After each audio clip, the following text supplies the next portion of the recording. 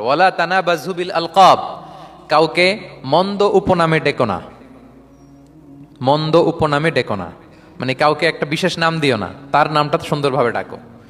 নাম বিকৃতি করা কবিরা গুনাহ। নাম আপনি বলুন হুজুর এটা একটা কথা হইলো, নাম বিকৃতি করছি তো কি হয়েছে? এটা আপনার কাছে সমস্যা নাই। ধরেন যে ওই লোকের নাম আব্দুল্লাহ, আপনার কাছে আব্দুল্লাহ এটা সিম্পল, ধুর আব্দুল্লাহ একটা কিছু হইলো। কিন্তু যার নাম আব্দুল্লাহ তার কাছে এটা অনেক দামি। তার কাছে কি? কারণ এটা তার পরিচয় বহন করে। ধরেন যে আমার নাম কি মিজান, আপনার কাছে মনে হয় আরে মিজান একটা নাম হইলো, তা আমার কাছে তো এটা অনেক গুরুত্বপূর্ণ, কারণ এটা আমার পরিচয় বহন করে। এই নামে মানুষ আমাকে ডাকে, ফলে এটা আমার খুব আদরের, আমার কাছে বড্ড যত্নের, দরদের নামটা। আপনার কাছে নাও হইতে পারে। মানুষ প্রত্যেকে তার নিজের নামকে খুব পছন্দ করে। দেখবেন যে মানুষ কাগজ পেলে নিজের নামটা রেখে সিগনেচার দেয় একটা, দেখবেন দেয়। এরপর দেখবেন যে সি বিচে ঘুরতে গেলে বালুর মধ্যে নিজের নামটা লিখে, দেখবেন লিখে। শুধু তাই না, লিখে আবার একটা লাভ আঁকে, লাভ চার থেকে আঁকে। কেন আঁকে? কারণ এই নামটা সে পছন্দ করে অনেক, এটা তার কাছে গুরুত্বপূর্ণ, আপনার কাছে নাও হতে পারে। এই জন্য প্রত্যেকের নামটা তার কাছে খুব আদরের, যত্নের। তার নামটা আপনি সুন্দরভাবে বলবেন। নাম আপনি বিকৃত করতে পারবেন না। এটা কি গুনাহ? সগীরা কবিরা গুনাহ। এটা আমরা সমাজে করি, নাম বিকৃত করি না। নাম বিকৃত করা যাবে না।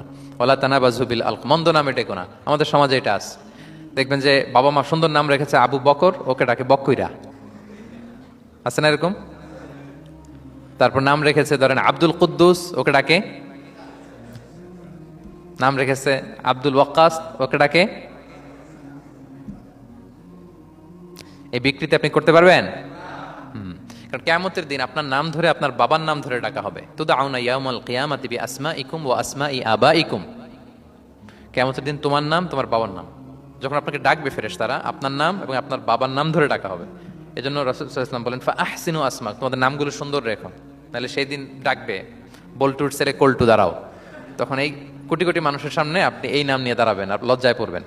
আর যদি বলে আব্দুর রহমানের ছেলে আব্দুল্লাহ, আসো, কত সুন্দর। নামগুলো ভালো আলেম দিয়ে ক্রস চেক করে, কনসালটেশন করে এরপরে রাখবেন।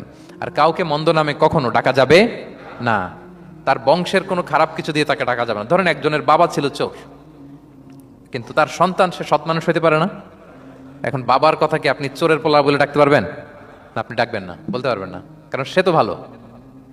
তাহলে নাম বিকৃত করা, মন্দ উপনামে ডাকা, এটা কবিরা গুনাহ। এটা আমরা কখনো করব? মনে থাকবে প্রিয় ভাইরা।